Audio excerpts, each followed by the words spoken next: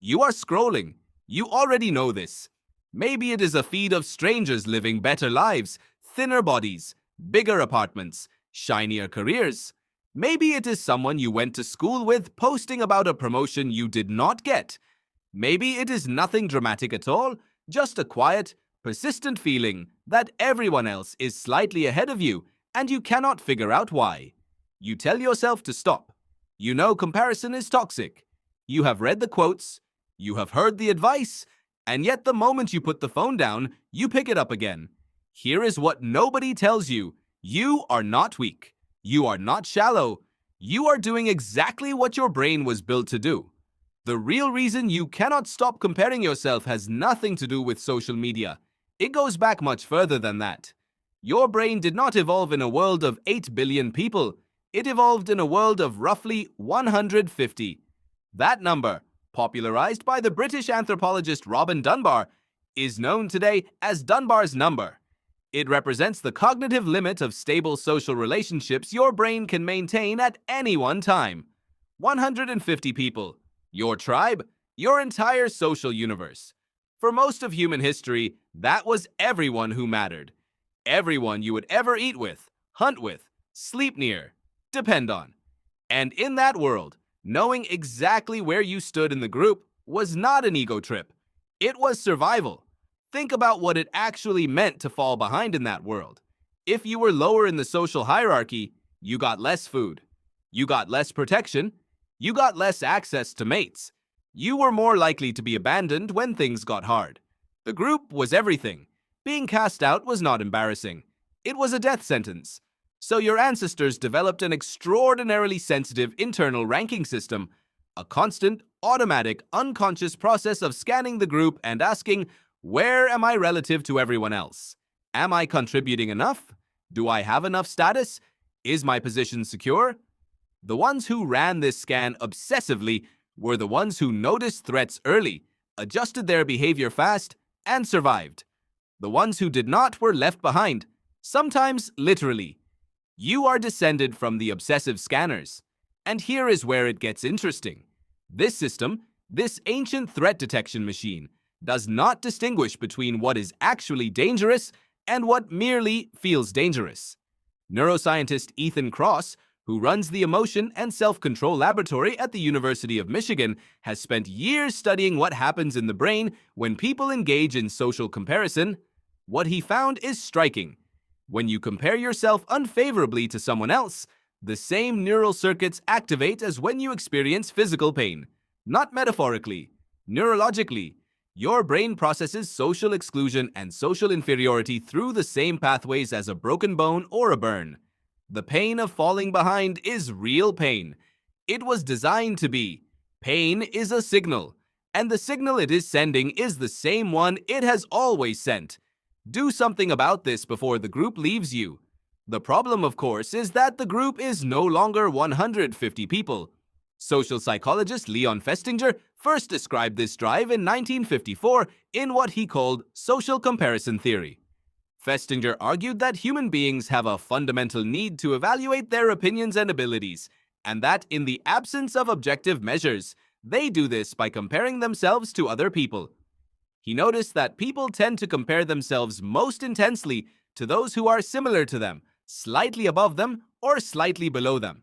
Not to the very top, not to the very bottom, to the edges, to the people who are almost you, because those are the comparisons that feel most relevant. Those are the ones your brain flags as actionable. In a tribe of 150, this made perfect sense. The person slightly above you was a real, reachable reference point. Watching them was useful data. Maybe they were eating more because they found a better food source. Maybe they had built better social alliances. Watching them could teach you something. Adjusting your behavior in response could genuinely improve your standing. The comparison had a purpose. It was calibration. It was feedback. It was how your ancestors figured out what to do next.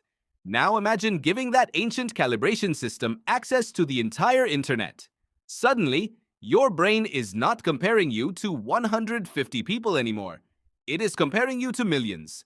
But it does not know that. It cannot know that. It is running the same old algorithm on a radically new input. and it has no mechanism to flag the difference. When you scroll past someone with a perfect body, your brain does not register them as a stranger selected by an algorithm. It registers them the way it would register someone in your tribe. A real reference point, a real signal. Do something about this. And so it floods you with the same discomfort it always has.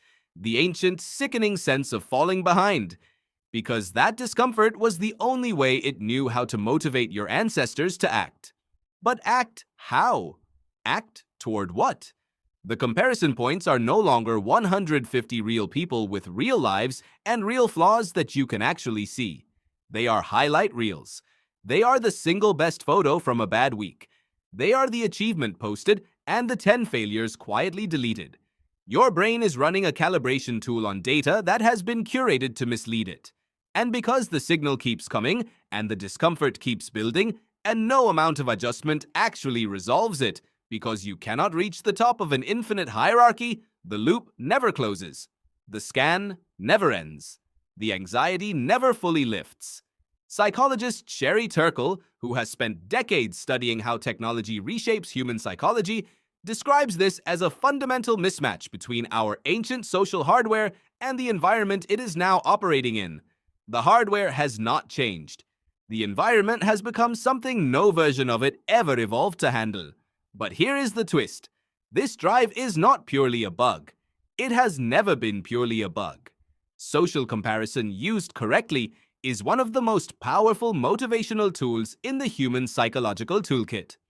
Research led by Avi Fenigstein in the 1970s and expanded by dozens of researchers since has shown that upward comparison, comparing yourself to someone doing better, can activate what psychologists call behavioral activation. It is the same system your ancestors used to watch the more successful hunter and copy his technique. When you see someone achieve something you want, if that comparison does not tip into despair, it activates a drive to close the gap. It is fuel. The ancient circuit still works. It is just that the modern environment has turned the dial so high that for most people, the fuel burns them before they can use it. So what does your brain actually need? The same thing it was built for. Bounded comparison, real reference points, information that is actually useful, not an endless curated global leaderboard of the best versions of other people's lives. Your system is not broken. It is overloaded. It is like trying to run a navigation tool designed for foot travel on a hypersonic jet. The tool works. The speed has just overwhelmed it. There is something ancient and almost comforting in knowing this. The next time that quiet, hollow feeling rises, the one that whispers everyone else is ahead, everyone else is further along, everyone else has figured something out that you have not, remember what it actually is.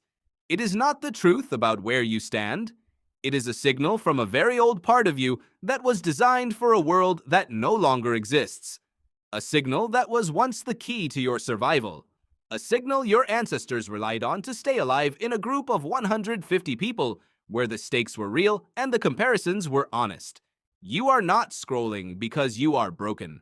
You are scrolling because the most effective social monitoring system evolution ever produced is doing exactly what it was built to do, in a world it was never meant to see. And now I am curious, when was the last time you compared yourself to someone and instantly felt smaller? Was it today? Was it this week? Or is there one comparison that has been following you for years? Write it in the comments. But comparison is not the only signal your brain gets wrong. Sometimes you look in the mirror and think the problem is your face, your body, your appearance. But the real answer is far stranger. What if feeling ugly is not about looks at all? What if it is about something much deeper that most people never notice? That is what we are exploring next.